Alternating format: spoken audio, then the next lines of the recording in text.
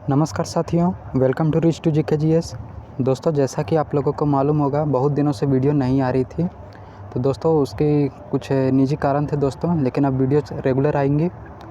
दोस्तों आज की इस वीडियो में हम लोग बात करेंगे UPSC सिविल सर्विसेज एग्जामिनेशन के प्रश्न पत्रों के बारे में। दोस्तों ये पिछले वर्ष में आए हुए प्रश्न हैं दोस्तों, और कोशिश करेंगे दोस्तों कि हम जितना हो सके उतने अच्छे प्रश्नों को देखें। प्रीवियस ईयर में जितने आए हुए प्रश्न हैं दोस्तों काफ़ी इंपॉर्टेंट है, क्योंकि आने वाले समय में भी UPSC एग्ज़ाम लेने जा रही है दोस्तों, तो प्रीवियस ईयर प्रश्नों को देखना बहुत ज़रूरी है। तो चलिए दोस्तों वीडियो को कंटिन्यू करते हैं। तो दोस्तों आज का हमारा पहला प्रश्न है, निम्नलिखित कथनों पर विचार कीजिए।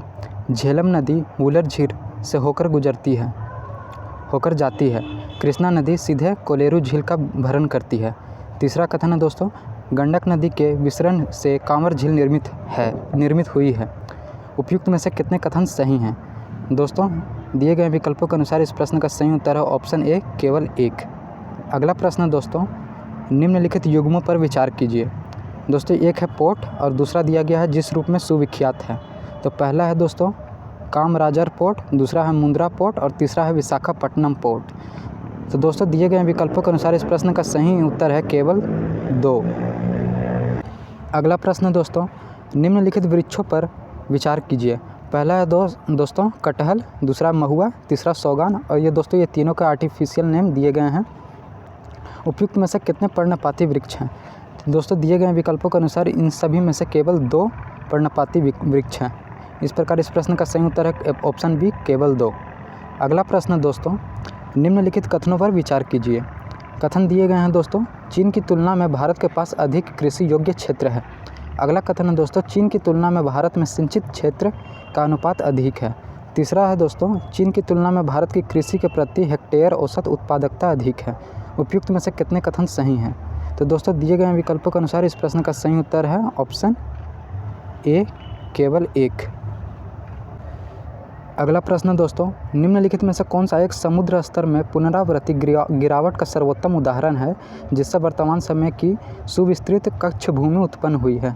तो दोस्तों दिए गए विकल्पों के अनुसार इस प्रश्न का सही उत्तर है ऑप्शन डी, कच्छ का रण।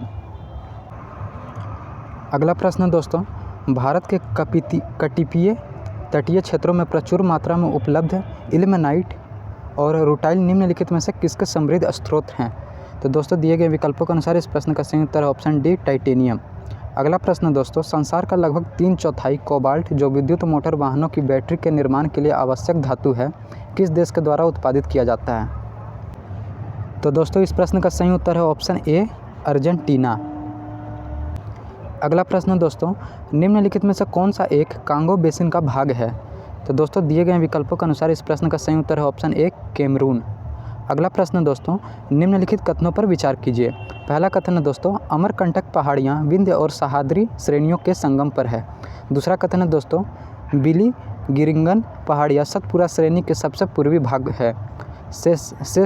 शेषाचलम पहाड़ियाँ पश्चिमी घाट के सबसे दक्षिणी भाग हैं। उपयुक्त में से कितने कथन सही हैं? तो दोस्तों दिए गए विकल्पों में से कोई भी कथन सही नहीं है दोस्तों। तो इस प्रकार इस प्रश्न का सही उत्तर है ऑप्शन डी, कोई भी नहीं। अगला प्रश्न दोस्तों, भारत की कनेक्टिविटी परियोजनाओं के संदर्भ में निम्नलिखित कथनों पर विचार कीजिए।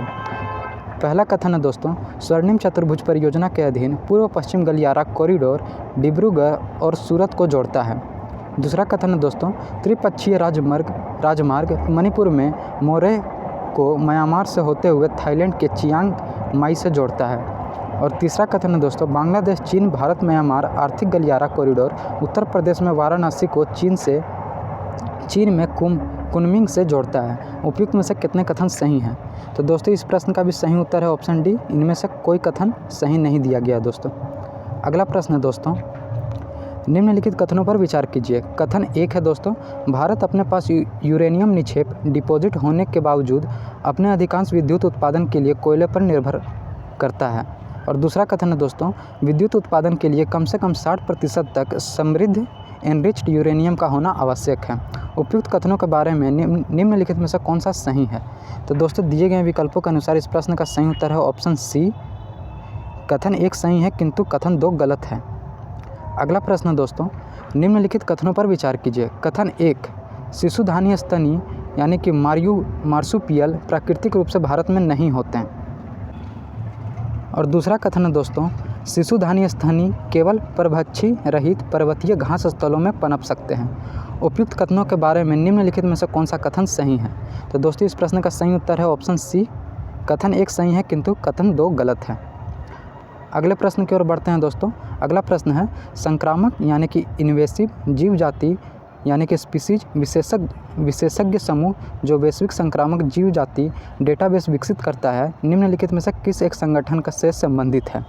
तो दोस्तों इस प्रश्न का सही उत्तर है दिए गए विकल्पों के अनुसार ए, अंतर्राष्ट्रीय प्रकृति संरक्षण संघ, international union for conservation of nature.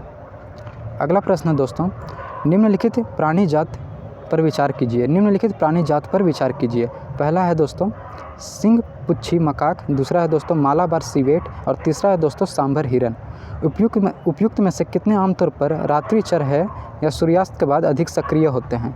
तो दोस्तों दिए गए विकल्पों के अनुसार इस प्रश्न का सही उत्तर है केवल 1। अगला प्रश्न दोस्तों, निम्नलिखित में से कौन सा जीव अपने सगे संबंधियों को अपने खाद्य के स्रोत की दिशा और इंगित करने के लिए दोलन नृत्य यानी कि वेगल डांस करता है? तो दोस्तों इस प्रश्न का सही उत्तर है ऑप्शन सी, मधुमक्खी। दोस्तों ये काफ़ी यूनिक प्रश्न है। अगला प्रश्न दोस्तों, निम्नलिखित कथनों पर विचार कीजिए। दोस्तों पहला कथन है, कुछ छत्र को मशरूमों और औषधीय गुण होते हैं। कुछ छत्र को मशरूमों में औषधीय गुण होते हैं। दूसरा कथन है दोस्तों, कुछ छत्रकों में मन प्रभावी यानी कि साइको एक्टिव गुण होते हैं। तीसरा कथन है दोस्तों, कुछ छत्रकों में कीटनाशी गुण होते हैं। और चौथा कथन है दोस्तों, कुछ छत्रकों में जैव संदीप्तिशील यानी कि बायोल्यूमिनेसेंट गुण होते हैं। उपयुक्त में से कितने कथन सही हैं?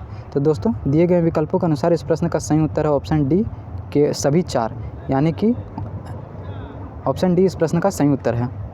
अगले प्रश्न की ओर देखते हैं दोस्तों। भारतीय गिलहरियों के बारे में निम्नलिखित कथनों पर विचार कीजिए। दोस्तों चलिए कथनों को पढ़ते हैं। वे भूमि में बिल बनाकर अपनी नीड़ का निर्माण करती हैं। दूसरा कथन है दोस्तों, वे अपने भोज्य पदार्थों जैसे कि दृढ़ फलों, नट और बीजों को भूमि के अंदर जमा करती हैं। और तीसरा कथन है दोस्तों, वो सर्वभक्षी होती हैं। तो दोस्तों उपयुक्त में से कितने कथन सही हैं? तो दोस्तों दिए गए विकल्पों के अनुसार इस प्रश्न का सही उत्तर है ऑप्शन बी, यानी कि केवल 2 कथन सही दिए गए हैं दोस्तों। अगला प्रश्न दोस्तों, निम्नलिखित कथनों पर विचार कीजिए। पहला कथन है दोस्तों, कुछ सूक्ष्म जीव जल के कथनांक से ऊपर के तापमान वाले वातावरण में पनप सकते हैं। दूसरा कथन है दोस्तों, कुछ सूक्ष्म जीव जल के हिमांक के नीचे तापमान वाले वातावरण में पनप सकते हैं। और तीसरा कथन है दोस्तों, कुछ सूक्ष्म जीव 3 से कम pH वाले अत्यंत अम्लीय वातावरण में पनप सकते हैं। तो दोस्तों प्रश्न है, उपयुक्त में से कितने कथन सही हैं? तो दोस्तों दिए गए विकल्पों के अनुसार इस प्रश्न का सही उत्तर है ऑप्शन सी, सभी 3। दोस्तों ये तीनों कथन दिए गए हैं, ये सारे कथन सही हैं। बढ़ते हैं अगले प्रश्न की ओर दोस्तों। अगला प्रश्न है, निम्नलिखित में से कौन किसी वृक्ष या लकड़ी के लट्ठे में बने छिद्र में से कीटों को कुचलने के लिए लकड़ी का औजार बनाता है? तो दोस्तों दिए गए विकल्पों के अनुसार इस प्रश्न का सही उत्तर है ऑप्शन बी, ओरंग उटेन। अगला प्रश्न दोस्तों, निम्नलिखित पर विचार कीजिए। तो दोस्तों इन सभी पर विचार करना है। तो दोस्तों पहले कथनों को देख लेते हैं। पहला कथन दोस्तों एरोसोल, दूसरा है दोस्तों फोम एजेंट, तीसरा है दोस्तों अग्निमंदक और चौथा है दोस्तों स्नेहक यानी कि लुब्रिकेंट। उपयुक्त में से कितनों को बनाने में हाइड्रोफ्लोरोकार्बन प्रयुक्त होते हैं? तो दोस्तों दिए गए विकल्पों के अनुसार इस प्रश्न का सही उत्तर है ऑप्शन सी, केवल 3।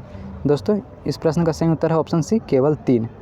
अगला प्रश्न दोस्तों, निम्नलिखित कथनों पर विचार कीजिए। तो दोस्तों पहला कथन है, आधारिक संरचना निवेश न्यासों यानी कि इन्विट्स में जमा डिपॉजिट से हुई ब्याज की आय जो उनके निवेशकों में वितरित की जाती है कर से छूट प्राप्त है किंतु लाभांश कार्य योग्य है। और दूसरा कथन है दोस्तों, वित्तीय परिसंपत्तियों का प्रतिभूतिकरण और पुनर्गठन तथा प्रतिभूति हित का परिवर्तन अधिनियम 2002 के अधीन इन्विट्स को ऋणी के रूप में मान्यता प्राप्त है। और प्रश्न है दोस्तों, उपयुक्त कथनों के बारे में निम्नलिखित में से कौन सा एक सही है? तो दोस्तों दिए गए विकल्पों के अनुसार इस प्रश्न का सही उत्तर है ऑप्शन डी, कथन 1 गलत है किंतु कथन 2 सही हैं। अगला प्रश्न दोस्तों, निम्नलिखित कथनों पर विचार कीजिए। तो दोस्तों पहला कथन है,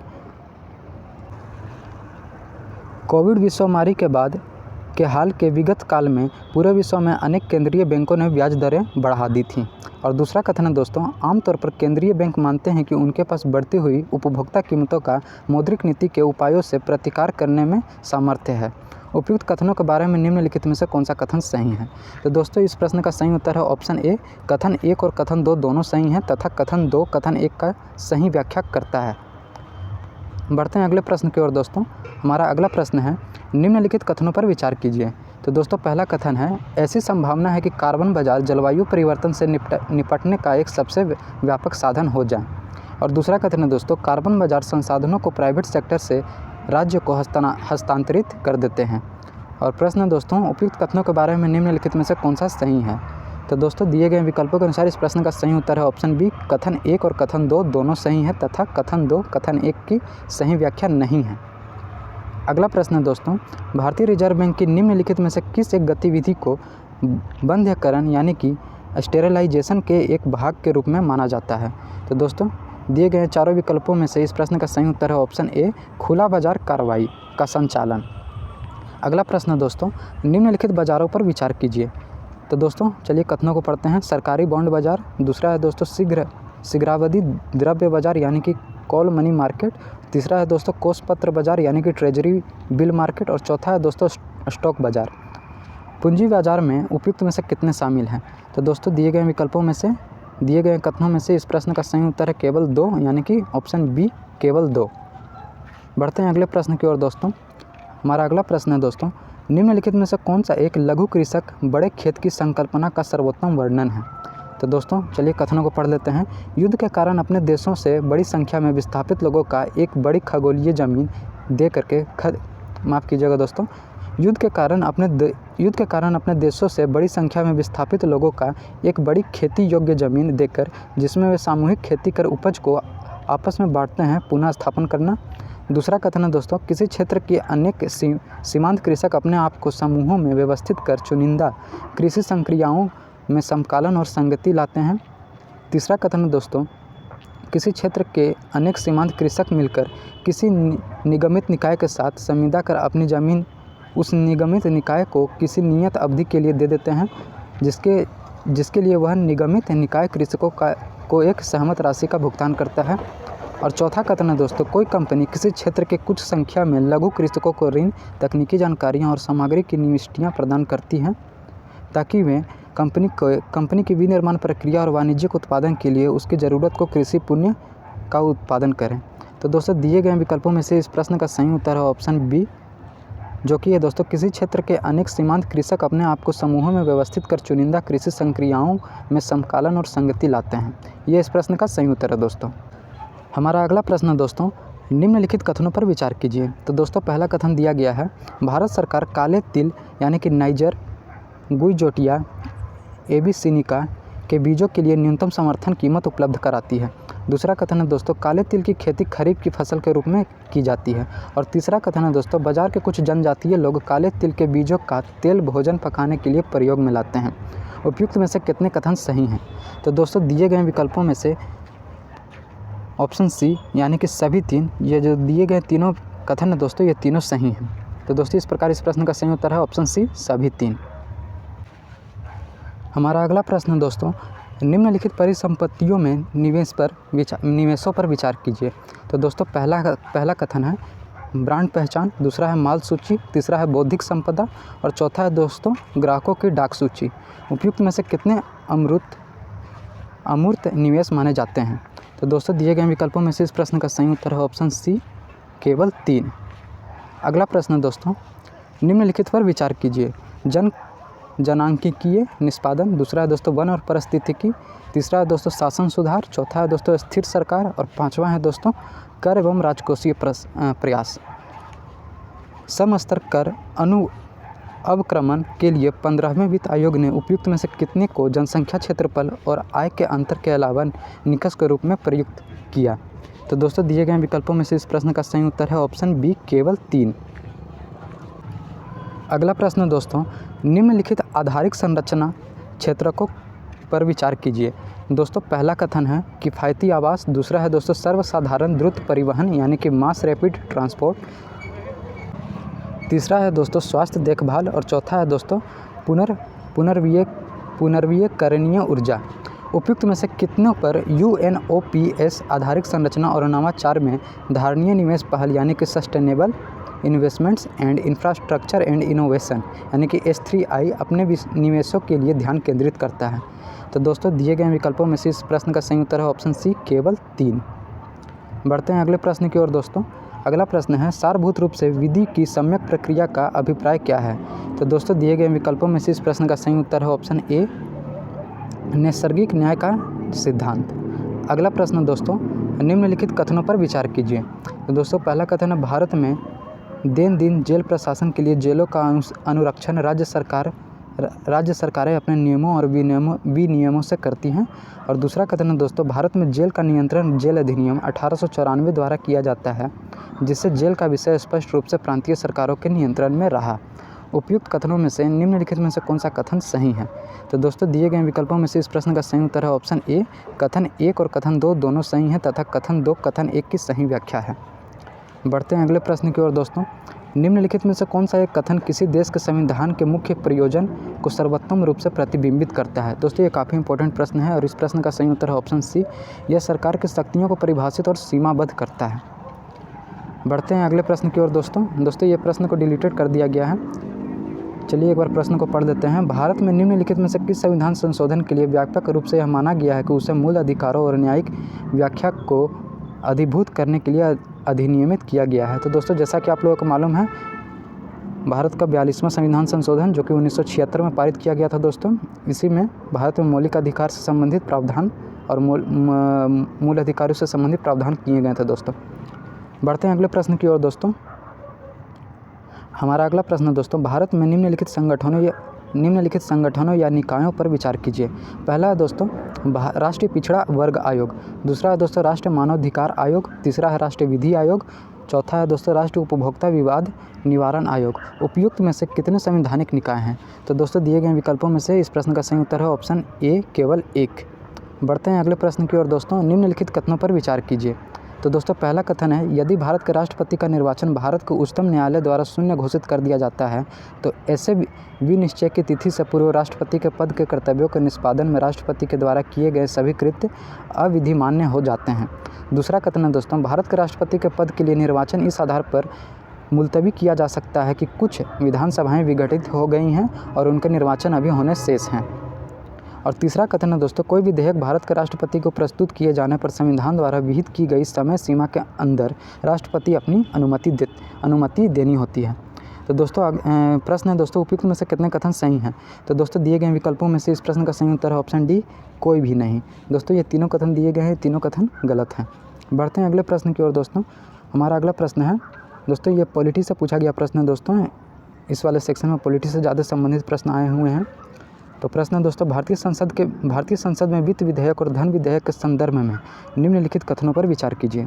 तो दोस्तों हमारा पहला कथन है जब लोकसभा वित्त विधेयक को राज्यसभा में भेजती है तो राज्यसभा उस विधेयक को संशोधित या अस्वीकृत कर सकती है। और दूसरा कथन है दोस्तों जब लोकसभा धन विधेयक को राज्यसभा में भेजती है तो राज्यसभा उस विधेयक को संशोधित या अस्वीकृत नहीं कर सकती, वह केवल अनुशंसाएँ कर सकती है। और तीसरा कथन है दोस्तों लोकसभा और राज्यसभा के बीच असहमति होने पर धन विधेयक के लिए कोई संयुक्त बैठक नहीं होती, किंतु वित्त विधेयक के लिए संयुक्त बैठक आवश्यक होती है। तो दोस्तों प्रश्न है उपयुक्त में से कितने कथन सही हैं? तो दोस्तों दिए गए विकल्पों में से इस प्रश्न का सही उत्तर है ऑप्शन बी केवल 2। बढ़ते हैं अगले प्रश्न की ओर दोस्तों। अगला प्रश्न है निम्नलिखित कथनों पर विचार कीजिए। कथन है दोस्तों एक बार यदि केंद्र सरकार किसी क्षेत्र को समुदाय प्रारक्षित अधिसूचित कर देती है तो पहला कथन है दोस्तों राज्य का मुख्य वन्य जीव वार्डन ऐसे वन का नियंत्रक प्राधिकारी बन जाता है। दूसरा कथन है दोस्तों ऐसे क्षेत्र में शिकार की अनुमति नहीं होती। तीसरा कथन है दोस्तों ऐसे क्षेत्र के लोगों को गैर इमारती लकड़ी वनोत्पाद को संग्रह करने की अनुमति होती है। और चौथा कथन है दोस्तों ऐसे क्षेत्र के लोगों को पारंपरिक कृषि प्रथाओं की अनुमति होती है। तो प्रश्न है दोस्तों उपयुक्त में से कितने कथन सही दिए गए हैं? तो दोस्तों दिए गए विकल्पों के अनुसार इस प्रश्न का सही उत्तर है ऑप्शन बी केवल 2। बढ़ते हैं अगले प्रश्न की ओर दोस्तों। हमारा अगला प्रश्न है भारत में अनुसूचित क्षेत्र के संदर्भ में निम्नलिखित कथनों पर विचार कीजिए। तो दोस्तों हमारा पहला कथन है किसी राज्य के भीतर किसी क्षेत्र की अनुसूचित क्षेत्र के रूप में अधिसूचना राष्ट्रपति के एक आदेश के माध्यम से होती है। दूसरा कथन है दोस्तों, अनुसूचित क्षेत्र के रूप में बनने वाली सबसे बड़ी प्रशासकीय इकाई जिला होता है और सबसे छोटी इकाई ब्लॉक में गाँवों का समूह होता है। और तीसरा कथन है दोस्तों, संबंधित राज्यों के मुख्यमंत्रियों से अपेक्षित है कि वे राज्य के अनुसूचित क्षेत्रों के प्रशासन के विषय में केंद्रीय गृह मंत्रालय को वार्षिक प्रतिवेदन दें। उपयुक्त में से कितने कथन सही दिए गए हैं? तो दोस्तों इस प्रश्न का सही उत्तर है ऑप्शन बी, केवल 2। बढ़ते हैं अगले प्रश्न की ओर दोस्तों। निम्नलिखित कथनों पर विचार कीजिए। कथन 1 है दोस्तों, भारत को उच्चतम न्यायालय ने अपने कतिपय निर्णयों में यह विचारण किया है कि भारत के संविधान के अनुच्छेद 64 क्लॉज 4 के अधीन बनाई गई आरक्षण नीतियां प्रशासन की दक्षता को बनाए रखने के लिए अनुच्छेद 355 द्वारा सीमित होगी। और कथन दूसरा है दोस्तों, भारत के संविधान का अनुच्छेद 335 दिया गया है। भारत के संविधान का अनुच्छेद 335 प्रशासन की दक्षता पद को परिभाषित करता है। और प्रश्न है दोस्तों, उपयुक्त कथनों के बारे में निम्नलिखित में से कौन सा कथन सही है? तो दोस्तों इस प्रश्न का सही उत्तर है ऑप्शन सी, कथन 1 सही है किंतु कथन 2 गलत दिया गया है। हमारा अगला प्रश्न है दोस्तों, धान्य काटक जो महासंघिकों के अधीन एक प्रमुख बौद्ध केंद्र के रूप में समृद्ध हुआ, निम्नलिखित में से किस एक क्षेत्र में अवस्थित था? तो दोस्तों इस प्रश्न का सही उत्तर है ऑप्शन ए, आंध्रा में। अगला प्रश्न दोस्तों, प्राचीन भारत के संदर्भ में निम्नलिखित कथनों पर विचार कीजिए। पहला कथन है दोस्तों, स्तूप की संकल्पना मूलतः बौद्ध संकल्पना है। दूसरा कथन है दोस्तों, स्तूप आमतौर पर अवशेषों का निक्षेपागार होता था। और तीसरा कथन है दोस्तों, बौद्ध परंपरा में स्तूप एक संकल्प अर्पित या स्मारक संरचना होती थी। उपयुक्त में से कितने कथन सही हैं? तो दोस्तों दिए गए विकल्पों में से इस प्रश्न का सही उत्तर है केवल 2 यानी कि ऑप्शन बी। अगला प्रश्न दोस्तों, प्राचीन दक्षिण भारत के संदर्भ में कोरकई, पुमपुहार और मुचिरी किस रूप में सुविख्यात थे? तो दोस्तों इस प्रश्न का सही उत्तर है ऑप्शन बी, पतन। हमारा अगला प्रश्न है दोस्तों, निम्नलिखित में से कौन सा एक संगम कविताओं में यथावर्णित वटकिरुतल की प्रथा को स्पष्ट करता है? तो दोस्तों दिए गए विकल्पों में से इस प्रश्न का सही उत्तर है ऑप्शन डी, युद्ध में पराजित राजा का आमरण अनशन कर अनुष्ठानिक मृत्युवरण करना। हमारा अगला प्रश्न दोस्तों, निम्नलिखित साम्राज्यों पर विचार कीजिए। पहला है दोस्तों होयसल, दूसरा गढ़वाल, तीसरा काकतीय और चौथा यादव। उपयुक्त में से कितने साम्राज्यों ने अपने राज्य आद्य 8वीं शताब्दी ईस्वी में स्थापित किए थे? तो दोस्तों दिए गए विकल्पों में से इस प्रश्न का सही उत्तर है ऑप्शन डी, यानी कि किसी ने भी नहीं। अगला प्रश्न दोस्तों ये मैच द फॉलोइंग वाला प्रश्न है। प्राचीन भारतीय इतिहास के संदर्भ में निम्नलिखित युग्मों पर विचार कीजिए। साहित्यिक कृति और रचनाकर। तो दोस्तों पहला है देवी चंद्रगुप्त, दूसरा है दोस्तों हमीर महाकाव्य, तीसरा है दोस्तों मिलिंद पन्हो और चौथा है दोस्तों नीति वाक्य नृत्य। उपयुक्त युग्मों में से कितने सही सुमेलित हैं? तो दोस्तों दिए गए विकल्पों में से इस प्रश्न का सही उत्तर है ऑप्शन बी, केवल 2। बढ़ते हैं अगले प्रश्न की ओर दोस्तों। अगला प्रश्न है, आत्मा केवल जंतु और पादप जीवन की संपदा नहीं है, बल्कि शिलाओं, प्रवाहित जलधाराओं और अन्य अनेक प्राकृतिक वस्तुओं की भी हैं, जिन्हें अन्य धार्मिक संप्रदाय जीवित नहीं मानते। उपयुक्त कथन प्राचीन भारत के निम्नलिखित में से किस एक धार्मिक संप्रदाय के एक मूलभूत विश्वास को प्रतिबिंबित करता है? तो दोस्तों इस प्रश्न का सही उत्तर है ऑप्शन बी, जैन परंपरा। अगला प्रश्न दोस्तों, विजयनगर साम्राज्य के इनमें से किस शासक ने तुंगभद्रा नदी पर एक विशाल बांध निर्मित किया और नदी से राजधानी नगर तक कई किलोमीटर लंबी नहर और कुलिया का निर्माण किया? तो दोस्तों इस प्रश्न का सही उत्तर है ऑप्शन ए, देवराय प्रथम द्वारा यह निर्माण करवाया गया था। अगला प्रश्न दोस्तों, मध्यकालीन गुजरात के इनमें से किस शासक ने दीयू को पुर्तगालियों के सुपुर्द कर दिया? तो दोस्तों इस प्रश्न का सही उत्तर है ऑप्शन सी, बहादुर शाह ने। और दोस्तों अगला प्रश्न की ओर बढ़ते हैं। निम्नलिखित में से किस एक्ट द्वारा बंगाल के गवर्नर जनरल को भारत का गवर्नर जनरल के रूप में अभिहित किया गया था? दोस्तों जैसा कि आप लोगों को मालूम है, इस प्रश्न का सही उत्तर है ऑप्शन डी, 1833 का चार्टर एक्ट। इसी में दोस्तों यह प्रावधान किया गया था कि बंगाल के गवर्नर जनरल को भारत का गवर्नर जनरल बना दिया गया था। और दोस्तों भारत का प्रथम governor general Lord William Bentinck था। तो दोस्तों आज की इस वीडियो के लिए इतना ही रहने देते हैं। जैसा कि आप लोगों ने देखा, हम लोगों ने इस वीडियो में 50 प्रश्नों को देखा है दोस्तों, 50 प्रश्नों को हमने सॉल्व किया है। और दोस्तों ये सीरीज ऐसे ही आते रहेंगे दोस्तों, और कोशिश करूँगा कि प्रत्येक दिन हम कुछ पढ़ें, जिससे हम लोगों को बहुत जल्दी कुछ रिवीजन हो सके। साथियों वीडियो अगर पसंद आ रही हो तो दोस्तों इसे लाइक शेयर सब्सक्राइब जरूर करें, और चैनल को सब्सक्राइब करना ना भूलें साथियों, क्योंकि चैनल को सब्सक्राइब करने से ही मेरा मोटिवेशन बढ़ेगा दोस्तों, और मैं आप लोगों के लिए अच्छे से अच्छी वीडियोस और क्वालिटी कंटेंट प्रोवाइड करा सकूँगा। तो दोस्तों मिलते हैं अपने नेक्स्ट वीडियो में, और चैनल को सब्सक्राइब करना ना भूलें साथियों, क्योंकि काफ़ी लोग हैं जो समर्थन करेंगे तो कुछ चीज़ें पॉसिबल हो सकती हैं। और अपने बेहतर एजुकेशन हम लोग क्रिएट कर सकते हैं साथियों। तो thanks for watching this video साथियों, मिलते हैं नेक्स्ट वीडियो में।